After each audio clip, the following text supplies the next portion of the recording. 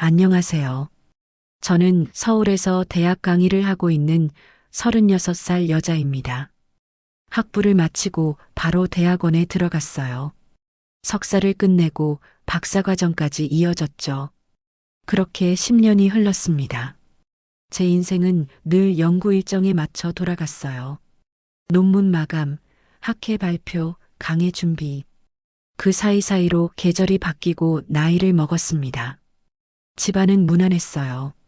아버지는 중소기업에서 임원으로 일하셨고 어머니는 평생 초등학교 교사셨죠.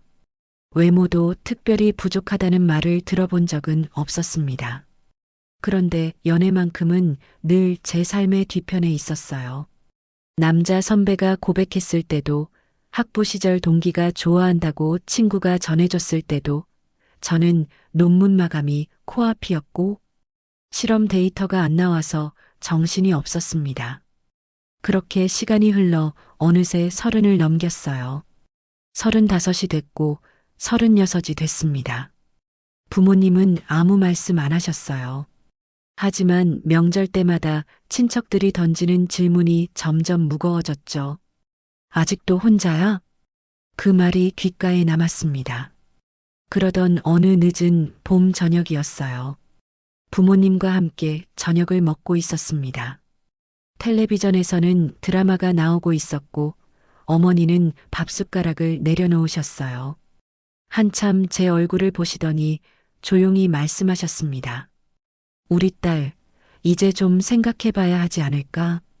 아버지도 낮은 목소리로 거들었어요. 너만 외로울까봐 그래. 그 짧은 말이 가슴에 꽂혔습니다. 외롭다는 말을 들으니 정말 외로웠던 것 같았어요. 혼자 먹는 저녁, 혼자 보는 주말, 혼자 맞이하는 명절. 익숙하다고 생각했는데 사실은 외로웠던 거죠. 저는 고개를 끄덕였습니다. 알았어요. 며칠 뒤 저는 결혼정보회사에 등록했어요. 강남에 있는 큰 회사였습니다. 상담실은 깔끔했고 담당자는 친절했죠. 프로필을 작성하는 동안 제 손이 자꾸 떨렸어요. 학력란을 채우고 직업란을 쓰고 키와 체형을 기입했습니다. 그리고 사진을 제출했죠. 교수님, 조건이 정말 좋으세요. 좋은 분 금방 만나실 거예요. 담당자가 웃으며 말했어요. 저는 어색하게 고개를 끄덕였습니다. 상담실에서 나온 지 일주일도 채 안 됐을 때였어요. 담당자에게서 전화가 왔습니다. 교수님, 1등급 매칭이 들어왔습니다. 1등급. 그 말이 귓가에 맴돌았어요. 회사에서 가장 높은 등급의 매칭이라고 했습니다. 학력, 재산, 집안, 외모 모든 게 최상위권이라는 뜻이죠. 프로필 지금 보내드릴게요. 휴대폰으로 파일이 도착했습니다. 저는 떨리는 손으로 화면을 열었어요. 이름, 나이, 학력. 외국 명문대 법대 출신.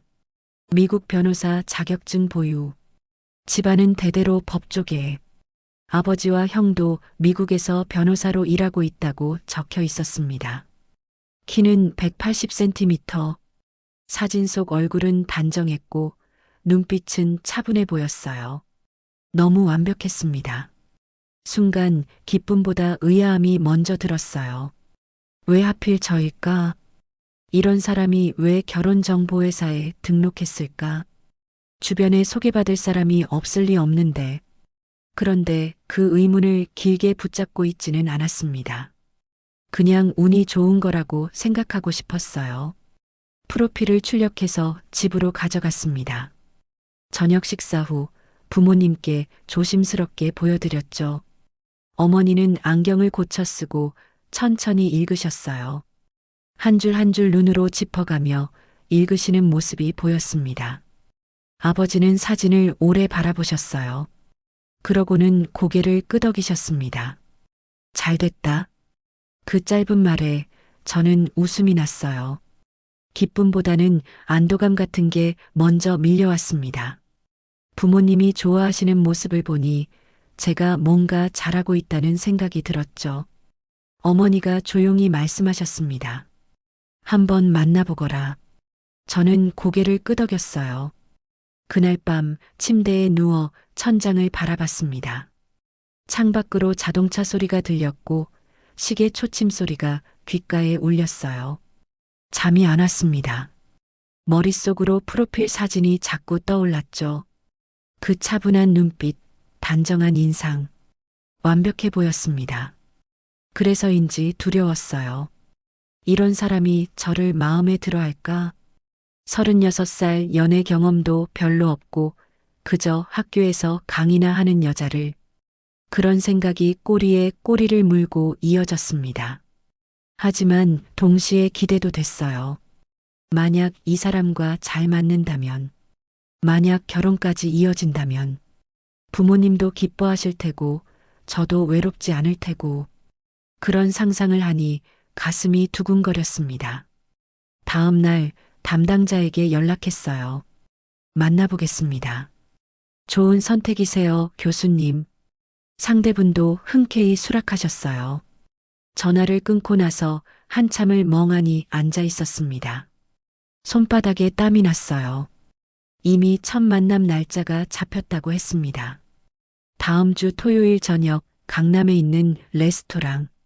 일주일이 너무 빨리 지나갔어요. 강의 준비를 하면서도, 논문을 읽으면서도 자꾸 그 날짜가 머릿속에 떠올랐습니다. 무슨 옷을 입어야 할까? 무슨 말을 해야 할까? 혹시 제가 실수하면 어쩌지? 걱정과 기대가 뒤섞였습니다. 드디어 토요일이 왔어요. 오후 내내 옷장 앞에서 고민했습니다. 너무 화려하면 부담스러울 것 같고, 너무 수수하면 성의 없어 보일 것 같았죠. 결국 베이지색 원피스를 골랐어요. 단정하면서도 여성스러운 느낌. 거울 앞에 서서 몇 번이나 헤어스타일을 고쳤습니다. 립스틱을 바르고 지우고 다시 발랐어요. 손이 자꾸 떨렸습니다. 레스토랑에 도착했을 때는 약속 시간 10분 전이었. 입구에 서서 숨을 고르고 안으로 들어갔습니다. 조명이 은은했고 음악이 조용히 흘렀죠. 그리고 저는 그를 봤습니다. 이미 와 있었어요. 창가 자리에 앉아 물을 마시고 있었습니다. 제가 다가가자 자리에서 일어나 정중하게 인사했어요. 안녕하세요.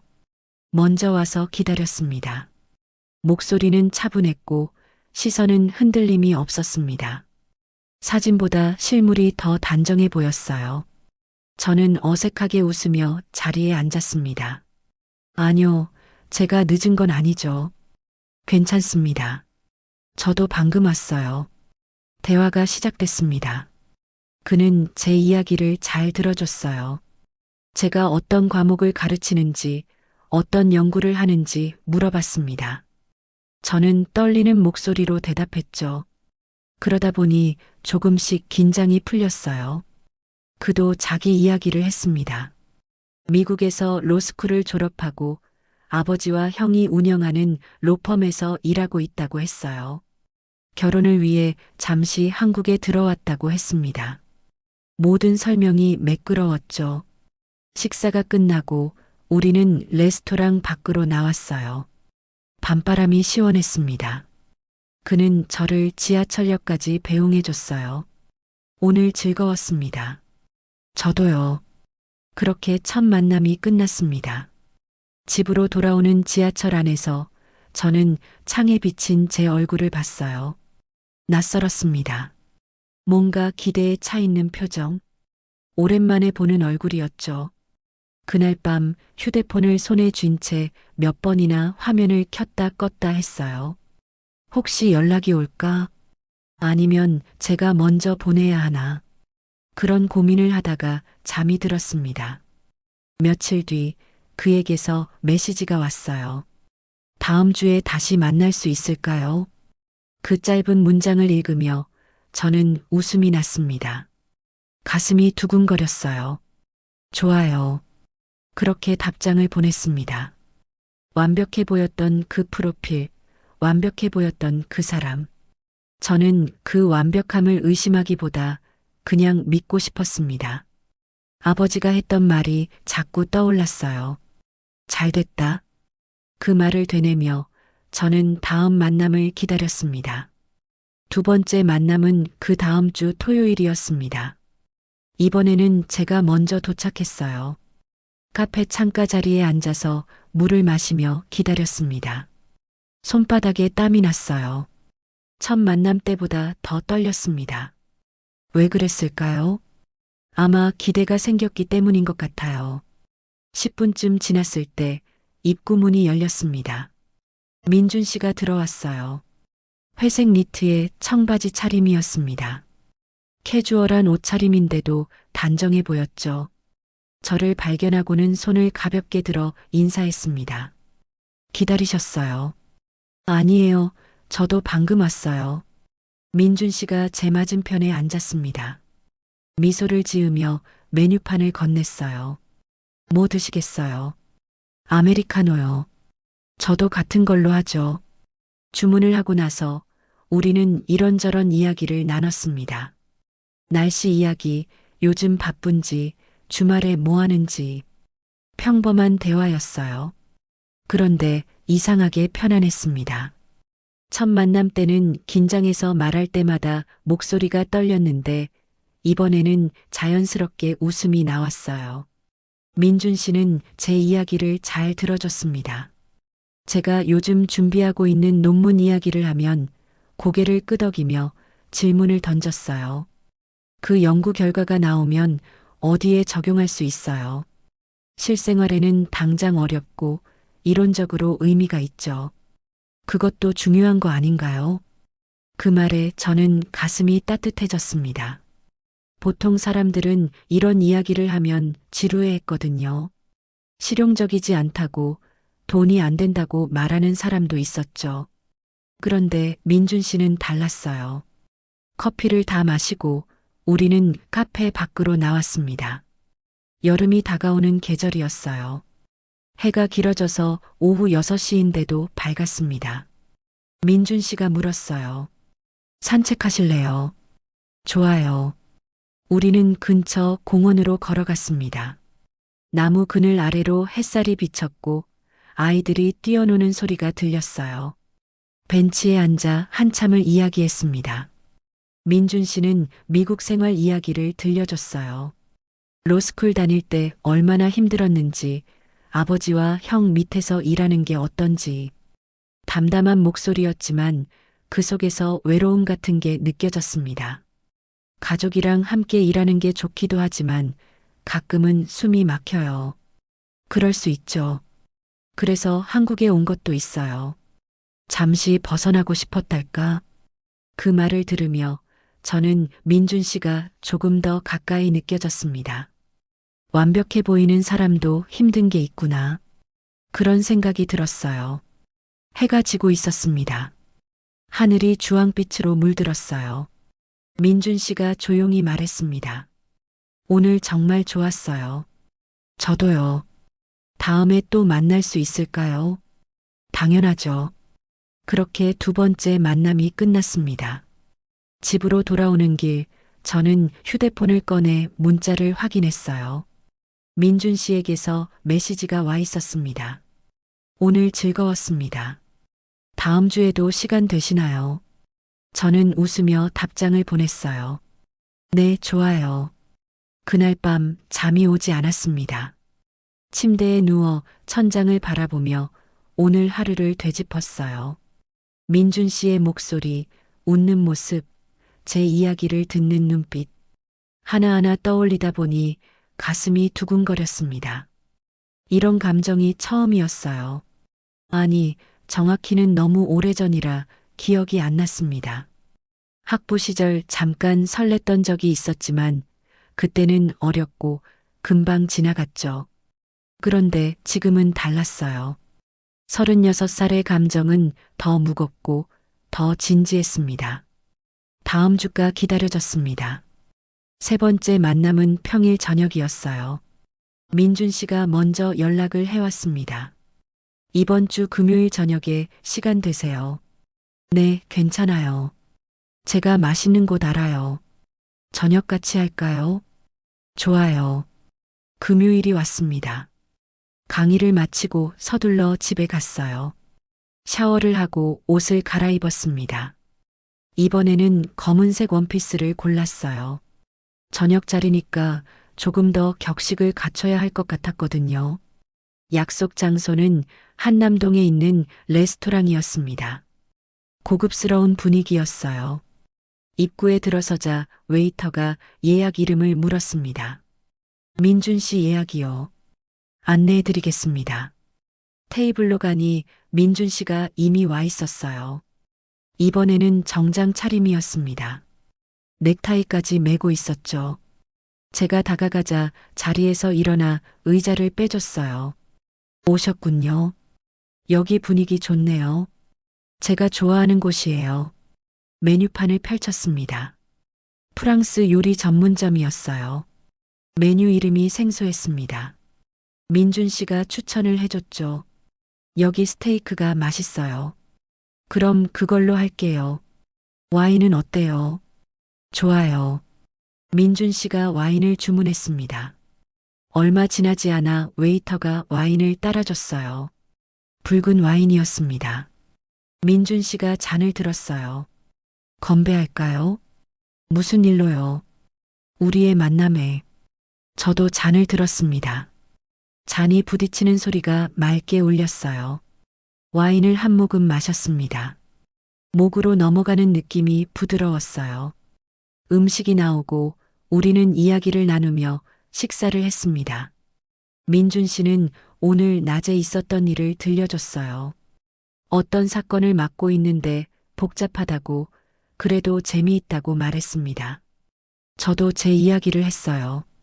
요즘 학생들이 수업 시간에 자꾸 졸아서 걱정이라고 어떻게 하면 재미있게 가르칠 수 있을지 고민이라고. 민준 씨는 웃으며 대답했어요. 교수님 수업이면 재미있을 것 같은데요. 아니에요.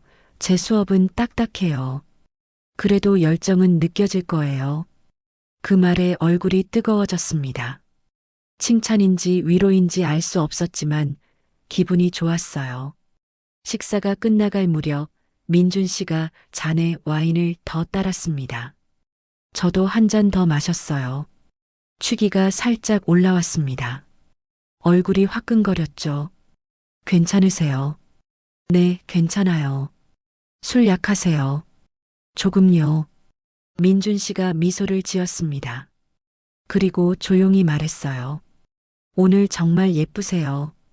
갑작스러운 말에 당황했습니다. 뭐라고 대답해야 할지 몰랐어요. 그냥 웃기만 했습니다. 고맙습니다. 레스토랑을 나와 밖으로 걸어 나왔습니다. 밤바람이 시원했어요. 취기가 조금 가라앉는 느낌이었습니다. 민준 씨가 물었어요. 집까지 데려다 드릴까요? 아니에요, 괜찮아요. 그래도 늦었는데. 괜찮아요. 하지만 민준 씨는 끝까지 배웅해줬습니다. 택시를 잡아주고 문을 열어줬어요. 조심히 들어가세요. 네, 오늘 고마웠어요. 택시가 출발했습니다. 뒤를 돌아보니 민준 씨가 서서 손을 흔들고 있었어요. 저도 손을 흔들었습니다. 집에 도착해서 침대에 누웠습니다. 머리가 약간 어지러웠어요. 와인을 너무 많이 마신 것 같았습니다. 하지만 기분은 좋았어요.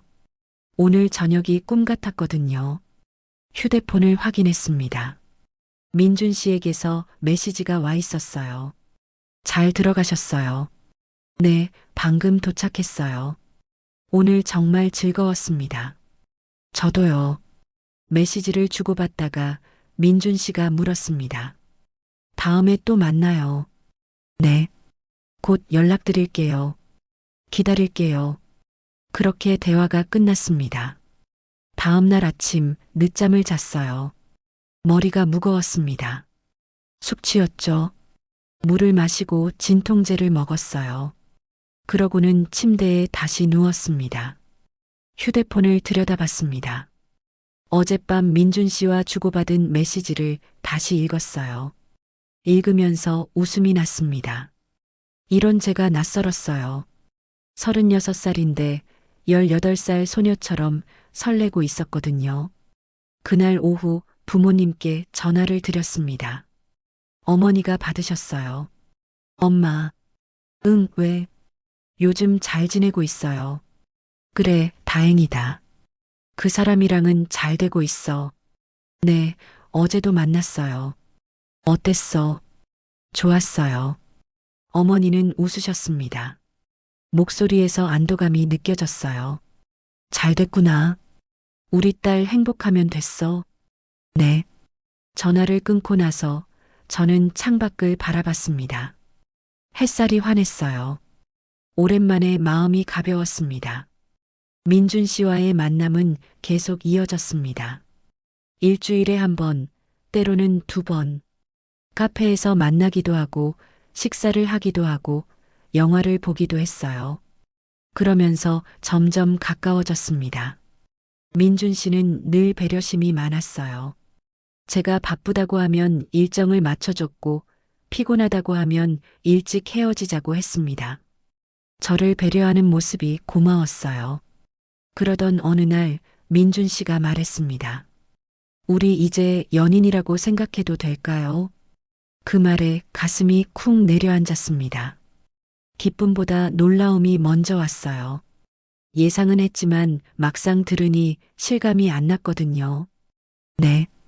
짧게 대답했습니다. 더 길게 말하려 했지만 목소리가 나오지 않았어요. 민준 씨가 제 손을 잡았습니다. 따뜻했어요. 고맙습니다. 제가 더 고마워요. 그날 이후로 우리는 연인이 됐습니다. 처음으로 생긴 남자친구였어요. 36살에 처음 사귀는 사람. 늦었다고 생각했지만 동시에 지금이 맞는 타이밍이라는 생각도 들었습니다. 민준 씨는 좋은 사람이었어요. 늘 저를 먼저 생각했고 제 의견을 존중했습니다. 다정했고 세심했죠. 함께 있으면 편안했어요. 부모님께도 말씀드렸습니다. 사귀고 있다고. 어머니는 기뻐하셨어요. 잘 됐구나. 언제 한번 데려와라. 아직은 이르죠. 그래도 궁금하잖아. 나중에요. 하지만 속으로는 저도 부모님께 민준 씨를 소개하고 싶었습니다. 자랑하고 싶었어요. 이렇게 좋은 사람을 만났다고. 여름이 깊어졌습니다. 우리는 한 달째 연인으로 지내고 있었어요. 행복했습니다. 이런 게 사랑인가 싶었죠. 그런데 어느 날부터 민준 씨의 연락이 뜸해졌습니다. 처음에는 하루 이틀 연락이 없었어요. 바쁜가 보다 생각했습니다. 그런데 사흘이 지나고 나흘이 지나도 소식이 없었습니다. 문자를 보내도 답이 없었어요. 불안했습니다. 혹시 제가 뭘 잘못했나? 실증이 난 건 아닐까? 온갖 생각이 머릿속을 채웠어요. 일주일이 지났습니다. 저는 더 이상 참을 수 없어서 전화를 걸었어요. 하지만 받지 않았습니다. 몇 번을 걸어도 마찬가지였죠. 그렇게 또 일주일이 흘렀습니다. 그러던 어느 날 갑자기 민준 씨에게서 메시지가 왔어요. 미안해요. 연락 못 드려서. 그 짧은 문장을 보며 저는 안도했습니다. 동시에 화도 났어요. 2주 동안 얼마나 걱정했는데. 무슨 일 있었어요? 미국에 잠시 다녀왔어요. 큰 사건을 맡아서 정신이 없었습니다. 그렇구나. 말이라도 해주지. 정말 미안해요. 다음에 만나서 자세히 얘기할게요. 저는 화를 내고 싶었지만 참았습니다. 바쁠 수도 있죠. 이해해야 한다고 생각했어요. 며칠 뒤 우리는 다시 만났습니다. 민준 씨는 미안하다는 말을 여러 번 했어요. 정말 바빴다고, 연락할 여유가 없었다고. 저는 그 말을 믿었습니다. 믿고 싶었어요. 그날 저녁 우리는 조용한 식당에서 식사를 했습니다. 분위기는 전처럼 편안했어요. 민준 씨는 여전히 다정했고 저도 마음을 풀었습니다. 식사가 끝나갈 무렵 민준 씨가 조용히 말했어요. 우리 결혼해요. 그 말을 들은 순간 세상이 멈춘 것 같았습니다. 우리 결혼해요. 민준 씨의 목소리는 차분했어요. 농담이 아니었습니다. 진지한 눈빛으로 저를 바라보고 있었죠. 제 심장이 미친 듯이 뛰었습니다. 입이 떨어지지 않았어요. 뭐라고 대답해야 할지 몰랐습니다. 갑자기 생각해 봤어요. 우리 나이도 있고 서로 마음도 확인했잖아요. 하지만 저는 진심이에요. 민준 씨가 제 손을 잡았습니다. 손바닥이 따뜻했어요. 아니, 뜨거웠습니다. 저는 숨을 깊게 들이쉬었어요. 머리가 복잡했습니다. 기쁨과 당황스러움이 뒤섞였죠. 결혼. 그 단어가 귓가에 맴돌았습니다. 조금 시간을 주세요. 물론이죠. 천천히 생각하세요. 그날 밤 잠을 이룰 수 없었습니다. 침대에 누워 천장만 바라봤어요. 민준 씨의 프로포즈가 계속 떠올랐습니다. 결혼. 정말 할 수 있을까? 저 같은 사람이. 다음 날 아침 부모님께 전화를 드렸습니다. 어머니가 받으셨어요. 엄마. 응, 무슨 일이야? 저 프로포즈 받았어요. 잠시 침묵이 흘렀습니다. 그러다 어머니가 놀란 목소리로 말씀하셨어요. 정말? 네. 뭐라고 했어? 아직 대답 안 했어요. 왜 싫은 거야? 아니에요. 그냥 갑작스러워서. 어머니는 한숨을 쉬셨습니다. 그러고는 조용히 말씀하셨어요.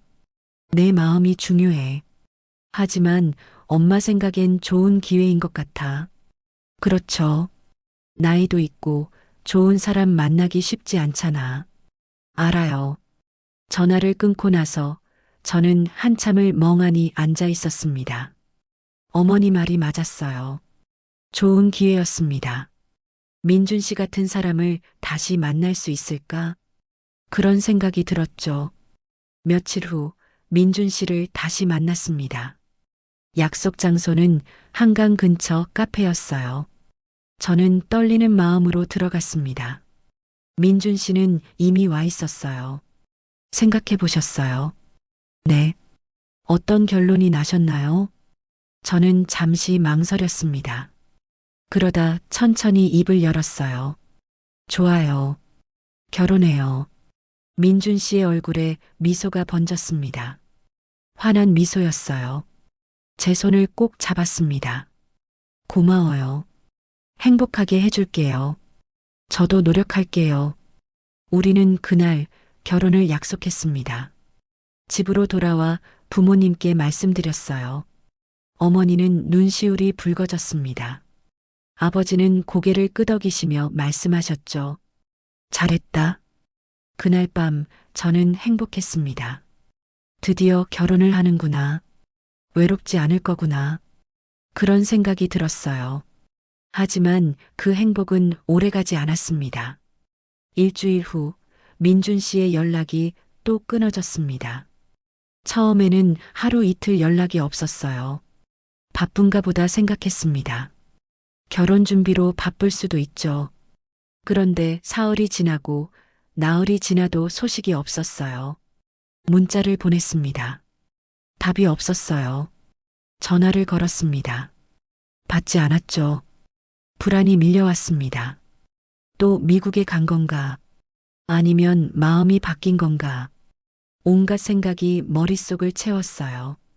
일주일이 지났습니다. 저는 강의실에 서 있어도 집중이 안 됐어요. 학생들 앞에서 말을 하는데 제가 무슨 말을 하는지도 모르겠더라고요.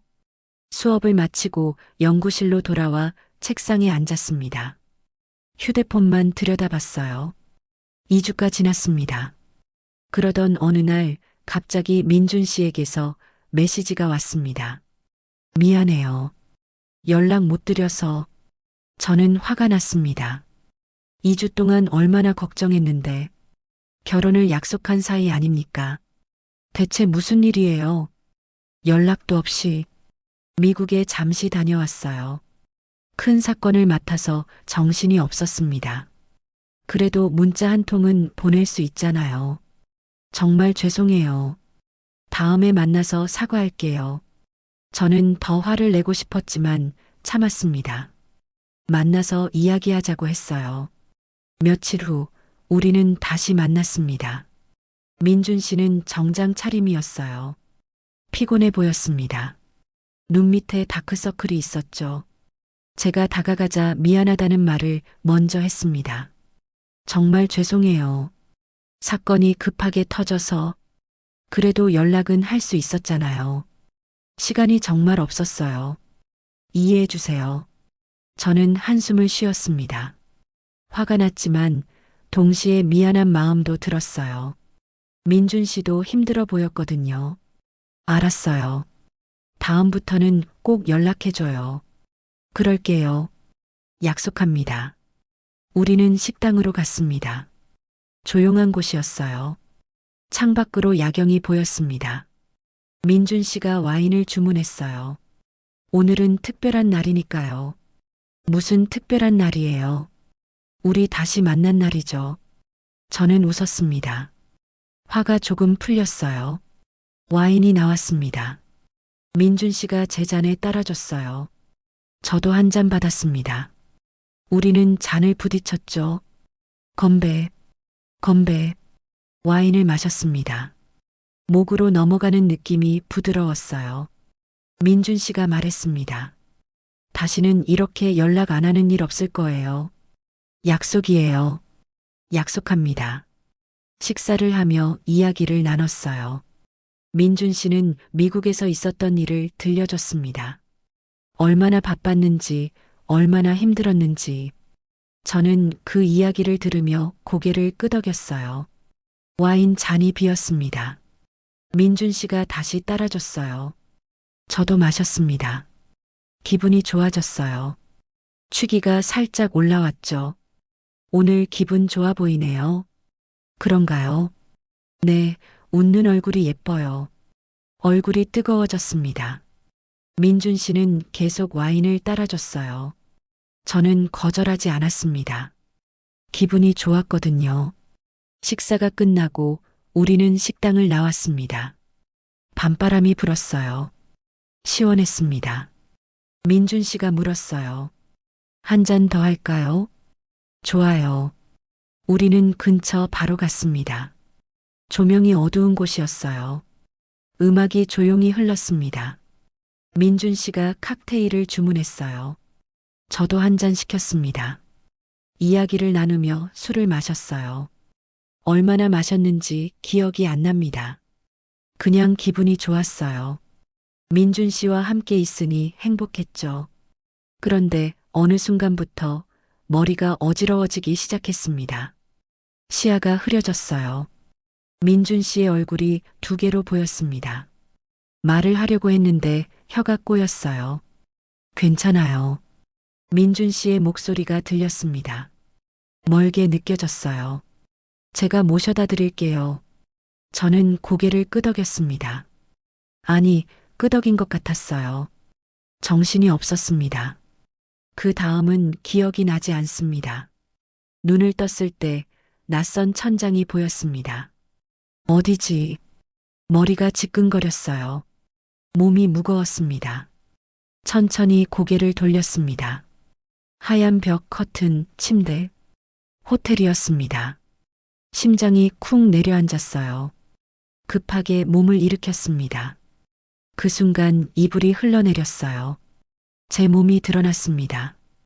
옷이 벗겨져 있었어요. 손이 떨렸습니다. 숨이 막혔어요. 무슨 일이 있었던 거지? 기억이 나지 않았습니다. 어젯밤 바에서 술을 마신 것까지는 기억이 나는데 그 다음은 완전히 비어 있었어요. 이불을 끌어당겨 몸을 가렸습니다. 주위를 둘러봤어요. 바닥에 제 옷이 흩어져 있었습니다.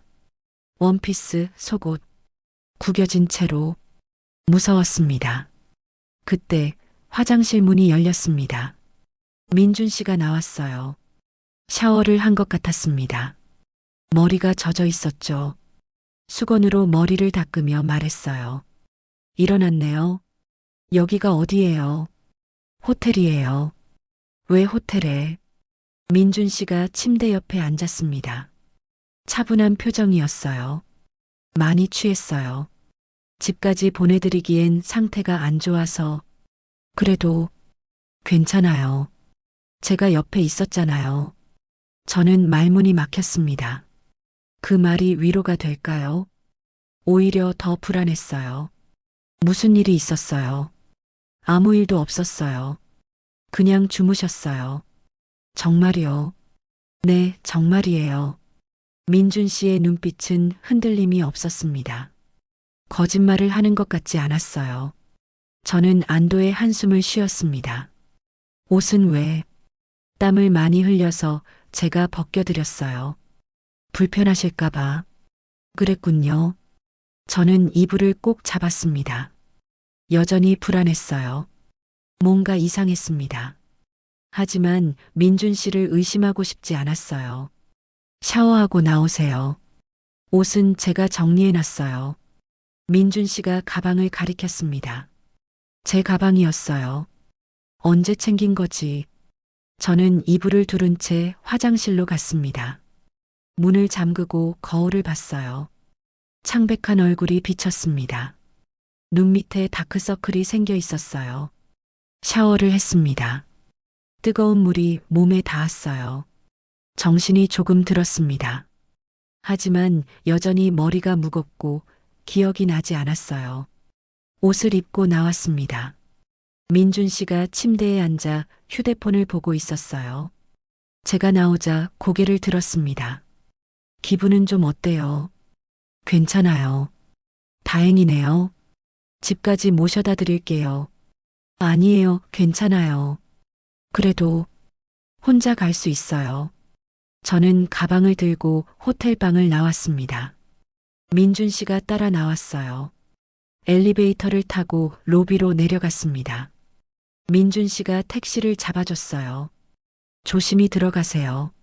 네. 택시에 올랐습니다. 민준 씨가 손을 흔들었어요. 저도 억지로 웃으며 손을 흔들었습니다. 택시가 출발했습니다. 창밖을 바라보며 저는 한참을 생각에 잠겼어요. 무슨 일이 있었던 걸까? 정말 아무 일도 없었을까? 의심이 들었습니다. 하지만 확신할 수 없었어요. 집에 도착해 침대에 누웠습니다. 몸이 천근만근이었어요. 눈을 감았습니다. 그런데 잠이 오지 않았어요. 불안했습니다. 설명할 수 없는 불안이 가슴 한구석에 자리 잡았습니다. 민준 씨를 믿고 싶었어요. 하지만 뭔가 이상했습니다. 술을 많이 마신 것도, 기억이 완전히 사라진 것도, 호텔에서 깨어난 것도, 모든 게 석연치 않았습니다. 며칠 후 민준 씨에게서 연락이 왔어요.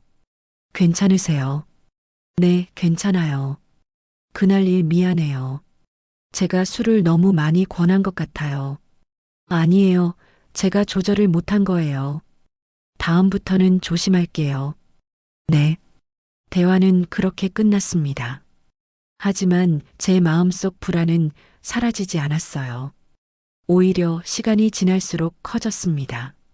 뭔가 놓치고 있는 게 있는 것 같았어요. 그 느낌이 맞았습니다. 얼마 지나지 않아 비슷한 일이 또 일어났으니까요. 일주일 후 민준 씨가 다시 연락을 해왔습니다. 오늘 저녁에 시간 되세요. 저는 망설였어요. 지난번 일이 아직도 마음에 걸렸거든요. 하지만 거절할 이유도 없었습니다. 약혼자니까요. 네, 괜찮아요. 그럼 6시에 만나요. 저녁이 됐습니다. 약속 장소는 이태원에 있는 레스토랑이었어요. 민준 씨는 이미 와 있었습니다. 자리에서 일어나 반갑게 인사했어요. 오셨네요. 네. 오늘은 특별히 좋은 와인을 준비했어요. 민준 씨가 웨이터를 불렀습니다. 곧 와인이 나왔어요. 라벨을 보니 프랑스산이었습니다. 비싼 것 같았어요. 이렇게까지 안 해도 되는데. 괜찮아요. 당신은 특별하니까요. 민준 씨가 제 잔에 와인을 따랐습니다. 저도 받았어요. 한 모금 마셨습니다. 맛이 부드러웠죠. 식사를 하며 이야기를 나눴습니다. 민준 씨는 요즘 일이 잘 풀린다고 했어요. 큰 사건을 성공적으로 마무리했다고. 저는 축하한다고 말했습니다. 덕분에 보너스도 받았어요. 잘 됐네요. 우리 결혼 준비에 보태야죠. 그 말에 가슴이 따뜻해졌어요. 민준 씨는 진심으로 결혼을 준비하고 있었습니다. 제 의심이 부끄러워졌어요. 와인 잔이 비었습니다. 민준 씨가 다시 따라줬어요. 저는 사양했지만 민준 씨가 웃으며 말했습니다. 오늘은 축하하는 날이니까요. 그래도 괜찮아요. 제가 있잖아요. 저는 고개를 끄덕이고 한 잔 더 받았습니다. 마셨어요. 기분이 좋아졌습니다. 식사가 끝나갈 무렵 민준 씨가 또 와인을 따랐습니다. 이번에는 조금 거절하고 싶었어요. 지난번처럼 될까봐 걱정됐거든요. 오늘은 여기까지만 마실게요. 벌써요. 아직 이른데. 다음에 더 마셔요. 알겠어요.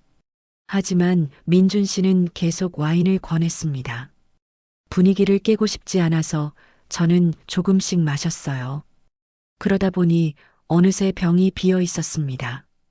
머리가 어지러워지기 시작했어요. 시야가 흐려졌습니다. 괜찮으세요? 네, 괜찮아요. 하지만 괜찮지 않았습니다. 몸에 힘이 빠졌어요. 민준 씨의 얼굴이 흐릿하게 보였습니다. 조금 쉬어야 할 것 같아요. 그러세요. 제가 모셔다 드릴게요. 민준 씨가 제 팔을 잡았습니다. 자리에서 일어났어요. 다리가 후들거렸습니다. 민준 씨가 저를 부축했죠. 레스토랑을 나왔습니다. 밤바람이 불었어요. 시원했지만 어지러움은 가시지 않았습니다. 잠깐만 앉아 있을까요? 호텔에 가서 쉬세요. 호텔이요. 네, 집까지 가기엔 상태가 안 좋아 보여요. 저는 반대하고 싶었습니다. 하지만 말이 나오지 않았어요. 정신이 흐릿했거든요. 택시를 탔습니다. 민준 씨가 저를 부축해 태웠어요.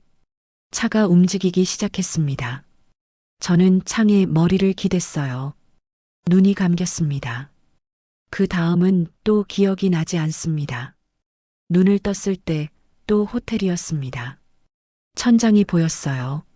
낯선 천장, 하얀 벽, 커튼, 심장이 철렁 내려앉았습니다. 또 호텔에서 깨어났습니다. 급하게 몸을 일으켰어요. 이불이 흘러내렸습니다. 제 몸이 드러났어요. 옷이 또 벗겨져 있었습니다. 손이 떨렸습니다. 숨이 가빠졌어요. 이건 우연이 아니었습니다. 2번이나 같은 일이 반복됐어요. 주위를 둘러봤습니다. 민준 씨는 없었어요. 화장실 문이 닫혀 있었습니다. 물소리가 들렸죠. 저는 바닥에 흩어진 옷을 봤습니다. 원피스, 속옷. 지난번처럼 구겨진 채로. 무서웠습니다. 화장실 문이 열렸습니다. 민준 씨가 나왔어요. 수건으로 머리를 닦으며 말했습니다. 깨어났네요. 왜 또 호텔이에요? 많이 취했어요. 그래도 괜찮아요. 내가 있잖아요. 같은 대답이었습니다. 지난번과 똑같은 말. 저는 이불을 끌어당겨 몸을 가렸어요. 민준 씨를 똑바로 봤습니다. 무슨 일이 있었어요? 아무 일도 없었어요. 정말이요. 정말이에요. 그냥 주무셨어요. 민준 씨의 눈빛은 여전히 흔들림이 없었습니다. 하지만 저는 더 이상 그 눈빛을 믿을 수 없었어요. 옷은 왜 또 땀을 흘려서요. 불편하실까봐 벗겨드렸어요. 같은 설명이었습니다. 저는 말문이 막혔어요. 뭐라고 반박해야 할지 몰랐습니다. 기억이 없었거든요. 샤워를 하고 나왔습니다. 옷을 입고 호텔을 나왔어요. 민준 씨가 배웅해줬습니다. 조심히 들어가세요. 네. 택시에 올랐습니다. 창밖을 보며 눈물이 났어요. 왜 울고 있는지 모르겠었습니다. 그냥 무서웠어요. 집에 도착해 침대에 쓰러졌습니다. 온몸이 떨렸어요. 뭔가 잘못되고 있다는 걸 느꼈습니다. 하지만 확신할 수 없었어요. 며칠 동안 민준 씨의 연락을 피했습니다. 전화가 와도 받지 않았고 문자에도 답하지 않았어요. 혼자 생각할 시간이 필요했습니다. 일주일이 지났습니다. 민준 씨가 계속 연락을 했어요. 걱정된다고 무슨 일이냐고. 저는 대답하지 않았습니다. 그러다 결국 만나기로 했어요. 카페에서 만났습니다. 민준 씨는 걱정스러운 표정이었어요. 무슨 일 있었어요? 아니에요. 왜 연락을 피했어요? 저는 잠시 망설였습니다. 그러다 조심스럽게 말했어요. 요즘 일이 반복되는 것 같아서요. 무슨 일이요? 술 마시고 호텔에서 깨는 일. 민준 씨의 표정이 굳었습니다. 잠시 침묵이 흘렀어요. 그러고는 천천히 말했습니다. 제 잘못이에요. 뭐가요? 제가 술을 너무 많이 권한 것 같아요. 앞으로 조심할게요. 그게 아니라, 뭐가 문제예요? 저는 말을 잇지 못했습니다. 뭐라고 말해야 할까요? 당신을 의심한다고, 뭔가 이상하다고. 하지만 증거가 없었어요. 그냥 좀 불안해서요. 이해해요. 제가 더 조심할게요. 민준 씨가 제 손을 잡았습니다. 따뜻했어요. 하지만 그 온기가 더 이상 안심이 되지 않았습니다. 며칠 후 또 만남이 있었습니다. 이번에는 제가 조심했어요. 술을 최대한 적게 마셨습니다. 민준 씨가 권해도 사양했어요. 오늘은 안 마실래요? 왜요? 그냥 오늘은 정신 또렷하게 있고 싶어서요. 알겠어요. 민준 씨는 더 이상 권하지 않았습니다. 식사를 마치고 헤어졌어요. 그날은 아무 일도 없었습니다. 하지만 다음 만남에서 또 같은 일이 벌어졌습니다. 이번에는 생일 축하라며 샴페인을 준비했어요. 거절하기 어려웠습니다. 한 잔, 두 잔 마셨어요. 그러다 또 정신을 잃었습니다. 눈을 떴을 때 또 호텔이었어요. 이번에는 울지 않았습니다. 화가 났거든요. 이건 우연이 아니었어요. 3번이나 같은 일이 반복됐습니다. 민준 씨에게 따졌습니다. 이게 무슨 일이에요? 취했잖아요. 매번 같은 일이 반복돼요. 제가 당신을 돌본 거예요. 이건 이상해요. 뭐가 이상해요? 민준 씨의 목소리에 차가움이 섞였습니다. 처음 듣는 톤이었어요. 의심하는 거예요. 아니에요, 그냥. 저를 믿지 못하겠다는 거죠. 저는 입을 다물었습니다. 사실이었으니까요. 더 이상 믿을 수 없었어요. 죄송해요. 괜찮아요. 이해해요. 하지만 민준 씨의 표정은 괜찮아 보이지 않았습니다. 집으로 돌아와 침대에 누웠습니다. 머릿속이 복잡했어요. 민준 씨를 의심하는 게 맞는 걸까? 아니면 제가 예민한 걸까? 판단이 서지 않았습니다. 며칠 후 낯선 번호로 문자가 왔습니다. 혹시 김민준 씨 아세요? 심장이 멈추는 것 같았어요. 손이 떨렸습니다. 누구지? 왜 민준 씨를 물어보는 거지? 누구세요? 답장을 보냈습니다. 한참을 기다렸어요. 답이 오지 않았습니다. 다시 문자를 보냈습니다. 무슨 일이세요? 이번에도 답이 없었어요. 불안했습니다. 이 문자가 무엇을 의미하는지 알 수 없었어요. 하지만 분명한 건 뭔가 잘못되고 있다는 거였습니다. 다음 날 또 같은 번호로 문자가 왔습니다. 조심하세요. 그 짧은 문장이 온몸에 소름을 돋게 했어요. 조심하라니. 무엇을 조심하라는 걸까? 전화를 걸어봤습니다. 벨소리만 울렸어요. 받지 않았습니다. 저는 그날 밤 잠을 이룰 수 없었습니다. 침대에 누워 천장만 바라봤어요. 낯선 문자, 반복되는 호텔의 아침, 사라진 기억. 모든 게 이어지는 것 같았습니다. 다음 날 민준 씨에게 물어봤어요. 혹시 제 연락처를 누구한테 준 적 있어요? 없는데요. 왜요? 모르는 번호로 이상한 문자가 왔어요. 무슨 내용이었어요? 당신 아냐고 물어봤어요. 민준 씨의 표정이 잠깐 굳었습니다. 찰나였어요. 금방 원래대로 돌아왔죠. 스팸 아닐까요? 그런 것 같지 않았어요. 신경 쓰지 마세요. 하지만 신경이 쓰였습니다. 그 문자가 계속 머릿속을 맴돌았어요. 며칠 후 또 문자가 왔습니다. 저도 같은 일을 당했어요. 손이 떨렸습니다. 같은 일, 무슨 일을 말하는 걸까? 무슨 말씀이세요? 김민준이라는 사람. 조심하세요. 심장이 미친 듯이 뛰었어요. 이 사람은 누구지? 왜 민준 씨를 경고하는 거지? 만나서 얘기할 수 있을까요? 안 돼요. 위험해요. 뭐가 위험해요? 그냥 조심하세요. 술 조심하세요. 그 말에 온몸에 전율이 흘렀습니다. 술 조심하라니. 이 사람은 뭔가를 알고 있었어요. 정확히 무슨 일이 있었어요. 답이 오지 않았습니다. 한참을 기다렸어요. 더 이상 문자가 오지 않았습니다. 저는 그날 결심했습니다. 다음 만남에서 확인해 보기로. 민준 씨가 정말 제가 의심하는 그런 사람인지 확실히 알아보기로 했습니다. 며칠 후 민준 씨가 연락을 해왔어요. 오늘 저녁에 만날까요? 좋아요. 맛있는 거 먹으러 가요. 네.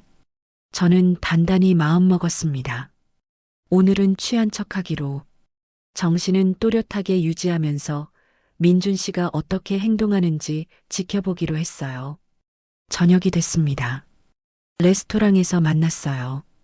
민준 씨는 평소처럼 다정했습니다. 와인을 주문했죠.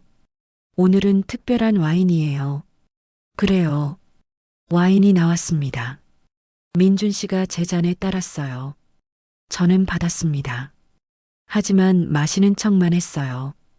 입술에만 대고 실제로는 거의 마시지 않았습니다. 식사를 하며 대화를 나눴습니다. 저는 계속 취한 척을 했어요. 말을 어눌하게 하고 몸을 흔들거렸습니다. 괜찮으세요? 네, 괜찮아요. 많이 취한 것 같은데요. 조금만 쉬면 돼요. 민준 씨가 제 상태를 살폈습니다. 걱정하는 표정이었어요.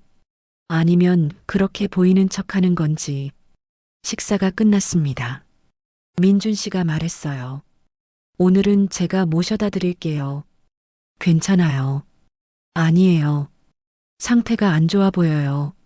레스토랑을 나왔습니다. 민준 씨가 저를 부축했어요. 저는 계속 취한 척을 했습니다. 택시를 탔습니다. 민준 씨가 기사님께 주소를 말했어요. 호텔 주소였습니다. 또 호텔로 가고 있었어요. 택시 안에서 저는 눈을 감았습니다. 취해서 잠든 척. 하지만 정신은 또렷했어요. 모든 걸 느낄 수 있었습니다. 호텔에 도착했습니다. 민준 씨가 저를 부축해 내렸어요. 로비를 지나 엘리베이터를 탔습니다. 방으로 들어갔죠. 침대에 눕혀졌습니다. 저는 계속 눈을 감고 있었어요. 민준 씨의 숨소리가 가까워졌습니다. 그리고 제 옷이 벗겨지기 시작했습니다. 공포가 밀려왔어요. 눈을 뜨고 싶었습니다. 소리치고 싶었어요. 하지만 참았습니다. 조금 더 확인해야 했어요. 옷이 완전히 벗겨졌습니다. 차가운 공기가 피부에 닿았어요. 그리고 휴대폰 소리가 들렸습니다. 카메라 셔터 소리. 그 순간 모든 게 확실해졌습니다. 민준 씨는 제가 의심했던 그런 사람이 맞았어요.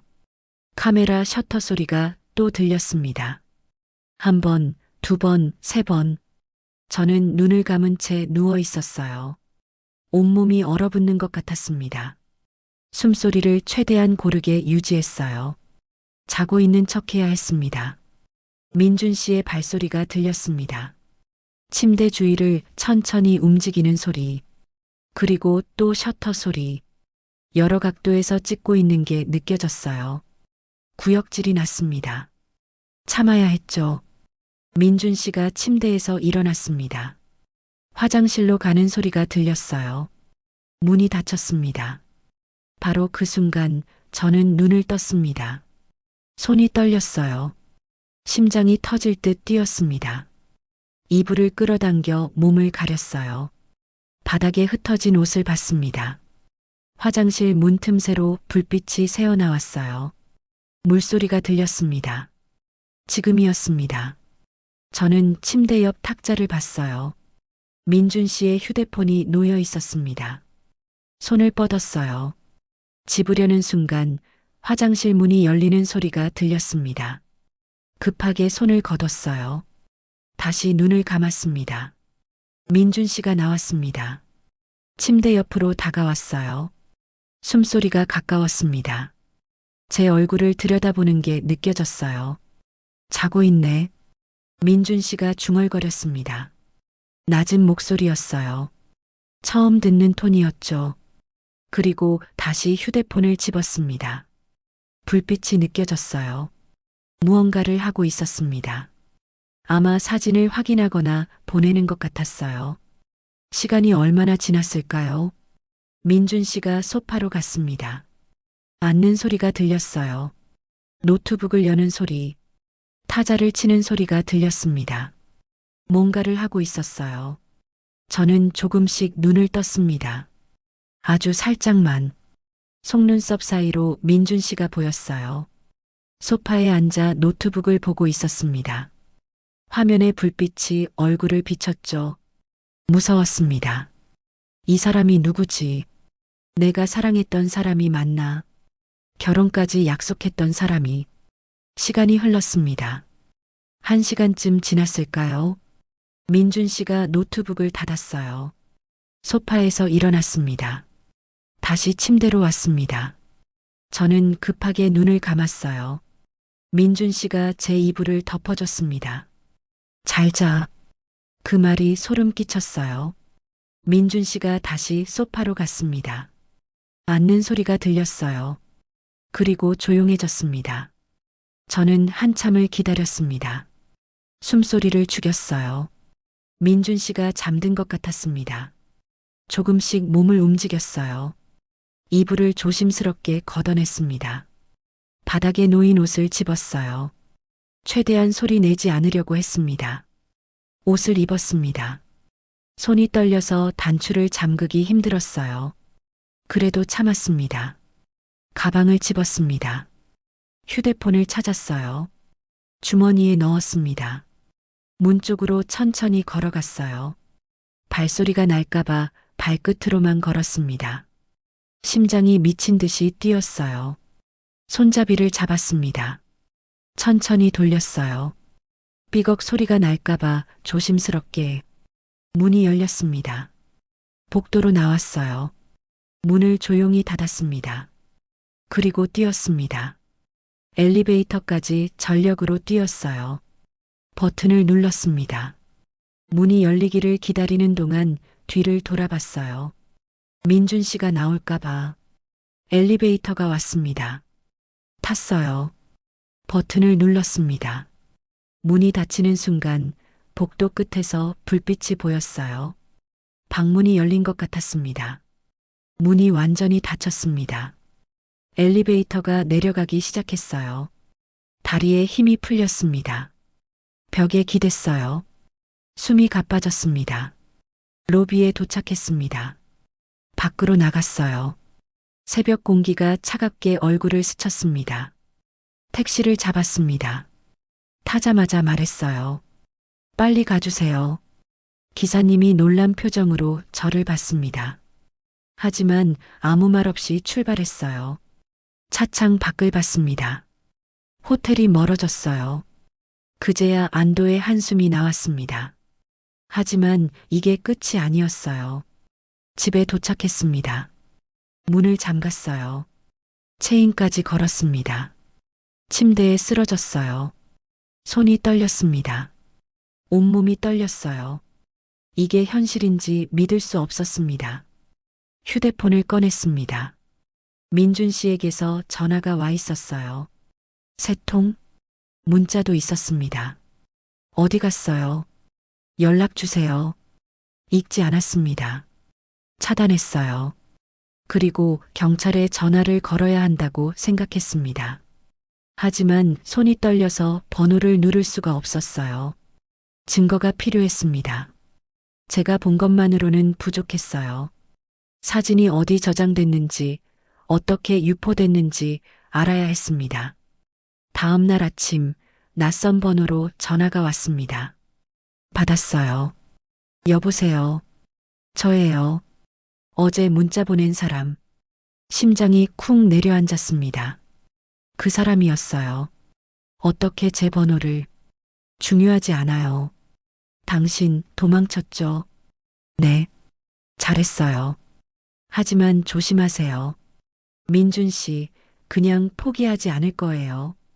왜요? 당신 사진이 있잖아요. 온몸에 소름이 돋았습니다. 어떻게 아세요? 저도 당했으니까요. 그 사람 여러 명 상대로 같은 짓을 했어요. 경찰에 신고했어요. 했어요. 하지만 증거가 부족하다고 했어요. 그럼 어떻게? 직접 잡아야 해요. 현장에서. 그 말에 머리가 복잡해졌습니다. 현장에서 잡는다는 게 무슨 의미일까요? 무슨 말씀이세요? 다시 만나요. 하지만 이번엔 준비하고 가는 거예요. 준비요. 경찰이랑 함께. 전화가 끊겼습니다. 저는 한참을 멍하니 앉아 있었어요. 다시 만난다. 그 생각만으로도 무서웠습니다. 하지만 이대로 끝낼 수는 없었어요. 며칠 후 민준 씨에게서 또 연락이 왔습니다. 차단했는데도 다른 번호로 걸어왔어요. 왜 연락 안 받아요? 바빴어요. 만나요. 싫어요. 왜요? 그냥요. 뭔가 오해한 것 같은데 만나서 얘기해요. 저는 망설였습니다. 그러다 말했어요. 알았어요. 언제 시간 돼요? 이번 주말이요. 좋아요. 연락할게요. 전화를 끊고 저는 경찰에 전화를 걸었습니다. 상황을 설명했어요. 처음에는 믿지 않는 것 같았습니다. 하지만 제가 계속 설명하자 진지하게 들었어요. 증거가 있으세요. 제 몸이 증거예요. 그리고 다음 만남에서 현장을 잡을 수 있어요. 위험할 수 있습니다. 알아요. 하지만 해야 해요. 경찰은 잠시 생각하더니 말했습니다. 알겠습니다. 협조하겠습니다. 주말이 됐습니다. 민준 씨와 만나기로 한 날, 저는 경찰과 미리 만났어요. 계획을 세웠습니다. 제가 민준 씨를 만나고 취한 척을 할 거예요. 호텔로 가면 경찰이 따라올 겁니다. 그리고 결정적인 순간에 들이닥치는 거죠. 무섭지 않으세요? 경찰이 물었습니다. 무서워요. 하지만 해야 해요. 잘하실 겁니다. 저는 고개를 끄덕였습니다. 저녁이 됐습니다. 약속 장소로 갔어요. 민준 씨가 와 있었습니다. 웃으며 반겼어요. 오랜만이에요. 네. 요즘 왜 그랬어요? 그냥 바빴어요. 오해한 거 있으면 풀어요. 저는 애써 웃었습니다. 속으로는 구역질이 났지만 참았어요. 식사를 했습니다. 민준 씨가 와인을 주문했어요. 저는 이번에도 마시는 척만 했습니다. 오늘 기분 좋아 보이네요. 그래요. 우리 다시 잘해봐요. 네. 민준 씨가 제 손을 잡았습니다. 역겨웠어요. 하지만 뿌리치지 않았습니다. 식사가 끝났습니다. 저는 취한 척을 했어요. 몸을 흔들거리며 말했습니다. 어지러워요. 괜찮아요. 제가 모셔다 드릴게요. 예상대로였습니다. 택시를 탔습니다. 민준 씨가 호텔 주소를 말했어요. 저는 눈을 감았습니다. 호텔에 도착했습니다. 방으로 들어갔어요. 침대에 누웠습니다. 민준 씨의 숨소리가 가까워졌습니다. 제 옷이 벗겨지기 시작했어요. 그 순간 문이 벌컥 열렸습니다. 경찰입니다. 저는 눈을 떴습니다. 경찰 2명이 들어왔어요. 민준 씨는 얼어붙었습니다. 뭐 하는 짓입니까? 경찰이 민준 씨를 제지했습니다. 휴대폰을 압수했어요. 노트북도 가져갔습니다. 저는 이불을 끌어안고 울었습니다. 드디어 끝났어요. 민준 씨가 제지당하는 모습을 봤습니다. 완벽해 보였던 그 사람. 이제 아무것도 아니었습니다. 괜찮으세요? 여경이 다가와 물었어요. 저는 고개를 끄덕였습니다. 이제 괜찮아요. 경찰서로 갔습니다. 진술을 했어요. 모든 걸 이야기했습니다. 민준 씨의 휴대폰과 노트북에서 증거가 나왔어요. 제 사진뿐 아니라 다른 여성들의 사진도 있었습니다. 수십 명이었어요. 모두 같은 수법이었습니다. 결혼정 보혜사에서 만나고 술을 마시고 의식을 잃게 한 뒤 촬영하는 것. 그리고 그 사진을 판매했어요. 저는 그제야 알았습니다. 민준 씨의 모든 게 거짓이었다는 걸. 미국 변호사도 집안도 결혼 약속도 전부 여성을 속이기 위한 거짓말이었어요. 구역질이 났습니다. 하지만 동시에 안도했어요. 이제 끝났으니까요. 경찰서 조사실은 형광등 불빛이 너무 밝았습니다. 눈이 부셨어요. 머리가 지끈거렸습니다. 하지만 정신을 차려야 했어요. 형사가 제 맞은편에 앉았습니다. 중년 남성이었어요. 피곤해 보이는 얼굴이었지만 눈빛은 날카로웠습니다. 처음부터 천천히 말씀해 주세요. 저는 숨을 깊게 들이쉬었어요. 그리고 이야기를 시작했습니다. 결혼정 보혜사에 등록한 것부터 민준 씨를 만난 것, 반복된 호텔의 아침들, 모든 걸 말했어요. 형사는 꼼꼼히 기록했습니다. 가끔 질문을 던졌어요. 그때 왜 바로 신고하지 않으셨습니까? 확신이 없었어요. 기억도 없었고 증거도 없었죠. 이해합니다. 진술이 끝났을 때 형사가 말했습니다. 용기 내주셔서 감사합니다. 당신 덕분에 다른 피해자들도 구할 수 있을 겁니다. 그 말에 눈물이 났어요. 참았지만 결국 흘러내렸습니다. 다른 방에서 민준 씨를 조사하고 있었어요. 벽 너머로 목소리가 들렸습니다. 민준 씨의 목소리. 하지만 이전과 달랐어요. 차갑고 무감정했습니다. 변호사 오기 전에는 말 안 합니다. 그게 민준 씨가 한 유일한 말이었어요. 형사가 나와서 말했습니다. 휴대폰과 노트북을 분석하고 있습니다.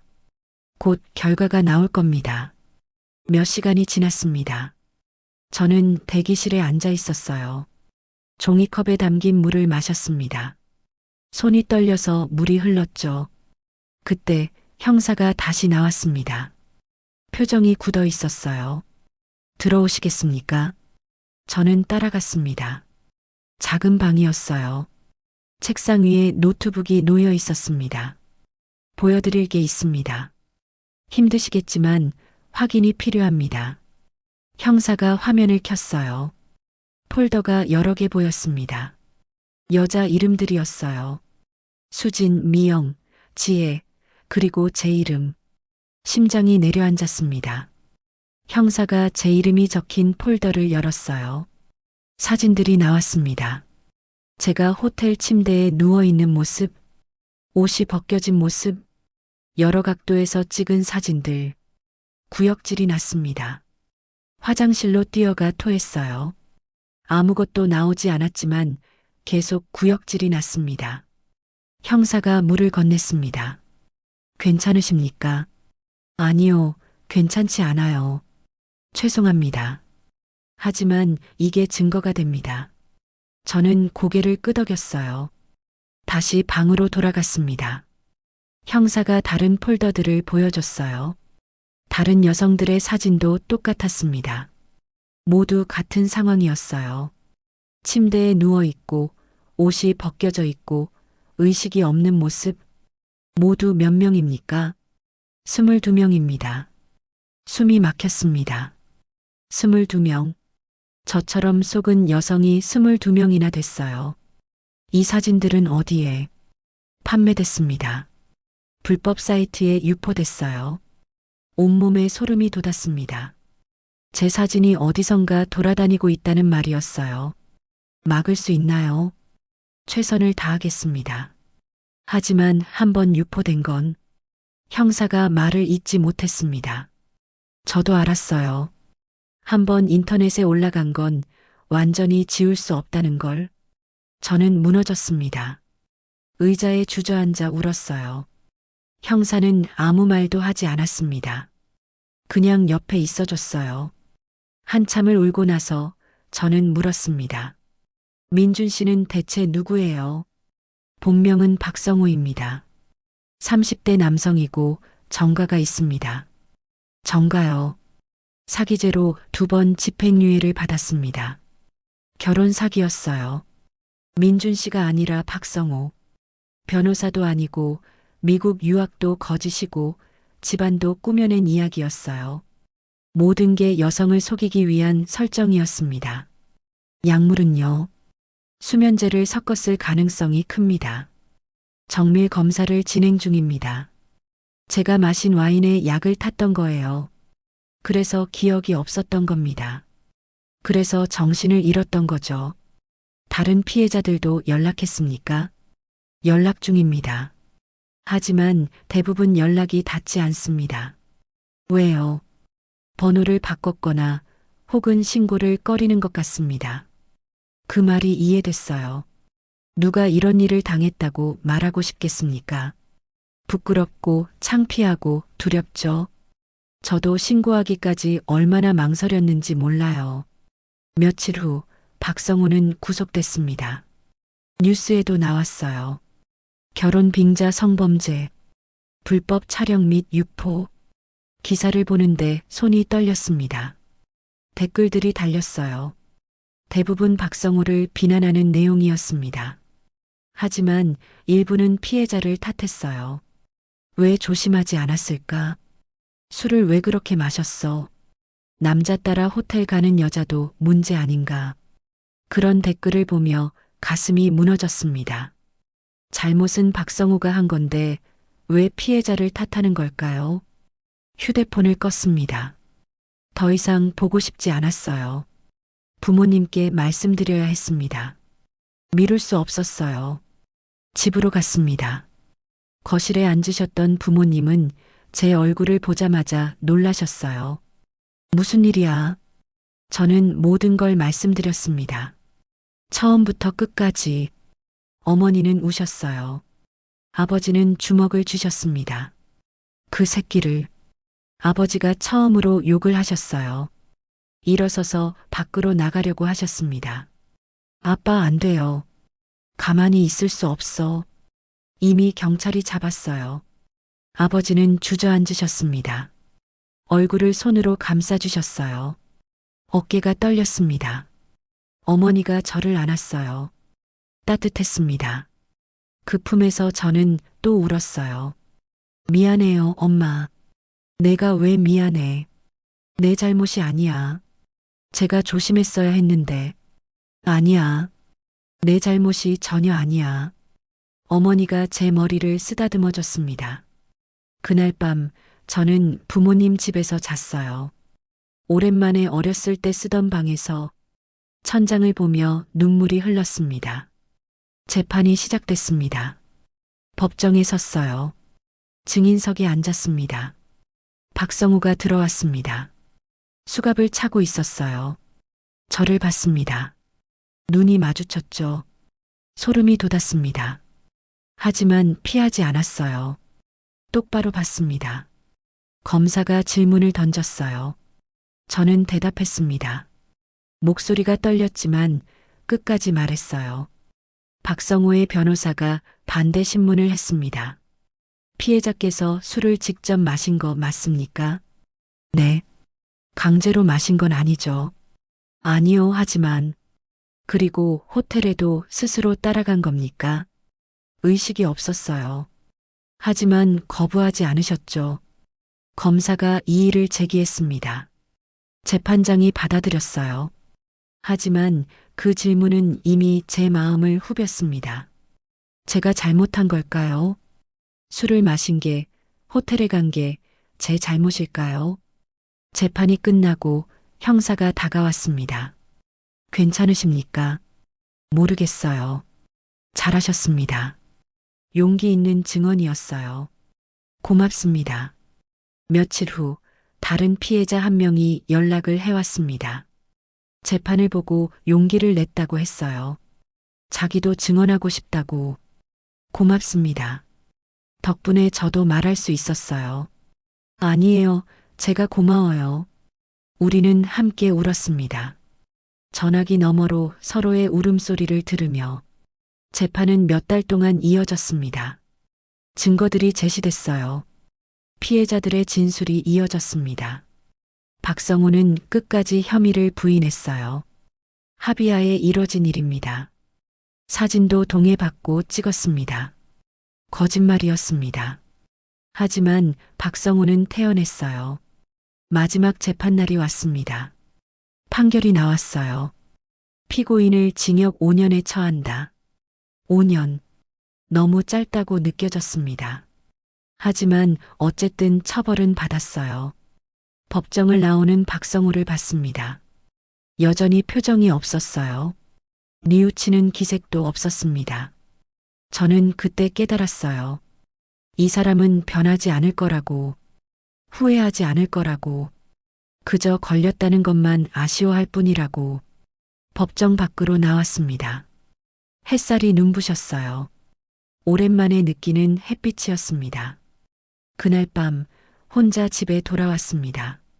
침대에 누워 천장을 봤어요. 눈물이 났습니다. 슬픔도 분노도 아닌 그냥 피곤함 때문에. 휴대폰을 켰습니다.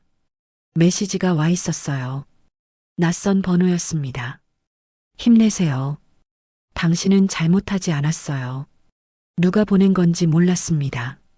하지만 그 짧은 문장이 위로가 됐어요. 저는 답장을 보냈습니다. 고맙습니다. 완벽해 보였던 사람, 완벽해 보였던 프로필, 완벽해 보였던 미래, 모두 거짓이었습니다. 하지만 제가 살아남은 건 진짜예요. 제가 여기 있는 건 진짜입니다. 재판이 끝나고 1년이 지났어요. 계절이 4번 바뀌었습니다. 봄이 왔다가 여름이 되고 가을을 지나 겨울이 왔죠. 그리고 다시 봄이 왔습니다. 저는 여전히 대학에서 강의를 하고 있어요. 학생들 앞에 서서 말을 합니다. 처음에는 힘들었어요. 사람들 시선이 무서웠거든요. 혹시 저를 알아볼까, 혹시 제 이야기를 알까, 그런 생각에 떨렸습니다. 하지만 시간이 지나며 조금씩 나아졌어요. 가끔 숨이 막히는 순간이 있습니다. 호텔을 지나칠 때, 와인을 볼 때, 결혼정보회사 광고를 볼 때, 그럴 때마다 심장이 빠르게 뛰고 손에 땀이 나고 숨쉬기가 힘들어집니다. 그럴 때면 멈춰섭니다. 심호흡을 하죠. 하나, 둘, 셋. 천천히 숨을 들이쉬고 내쉽니다. 그러다 보면 조금씩 진정됩니다. 상담도 받고 있어요. 일주일에 한 번 심리상담센터에 갑니다. 상담사는 중년 여성이에요. 따뜻한 목소리로 제 이야기를 들어줍니다. 오늘은 어떠셨어요? 괜찮았어요. 지난주보단 나았어요. 잘하고 계세요. 그 말이 힘이 됩니다. 제가 잘하고 있다는 말, 천천히 나아지고 있다는 말. 요즘은 글을 쓰고 있습니다. 제 이야기를 기록하는 거예요. 처음에는 힘들었습니다. 다시 그때로 돌아가는 것 같아서. 하지만 쓰다 보니 조금씩 마음이 정리됐어요. 누군가에게 도움이 될 수도 있다고 생각했습니다. 저처럼 당한 사람들에게, 혹은 조심해야 할 사람들에게 완벽해 보이는 사람은 없습니다. 완벽한 프로필, 완벽한 학력, 완벽한 집안. 그런 건 종이 위에만 존재해요. 실제로는 완벽한 사람이 없습니다. 누구나 결점이 있고 약점이 있죠. 그런데 너무 완벽해 보인다면 의심해야 합니다. 한 번쯤은 멈춰서 생각해 봐야 해요. 이게 진짜일까? 아니면 꾸며낸 걸까? 저는 그러지 못했습니다. 믿고 싶었거든요. 완벽한 사람을 만났다고 이제 외롭지 않을 거라고. 그 믿음이 저를 속였어요. 완벽하지 않아도 괜찮습니다. 천천히 가도 괜찮아요. 중요한 건 포기하지 않는 거예요. 혹시 비슷한 일을 겪고 계신 분이 있다면 용기 내시길 바랍니다. 당신 잘못이 아니에요. 부끄러워하지 마세요. 도움을 요청하세요. 그리고 조심하시길 바랍니다. 너무 완벽해 보이는 사람, 너무 빠르게 다가오는 사람, 술을 자꾸 권하는 사람. 의심하세요. 멈춰서 생각하세요. 사랑은 조급하게 오지 않습니다. 진짜 사랑은 천천히, 조심스럽게 서로를 존중하며 다가와요. 저는 이제 알아요. 완벽한 사람은 없다는 걸. 완벽해 보이는 이야기는 누군가의 거짓일 뿐이라는 걸. 진짜는 불완전하고 서툴고 때로는 어색합니다. 하지만 그게 진짜예요. 그게 진심입니다. 제 이야기가 누군가에게 도움이 되길 바랍니다.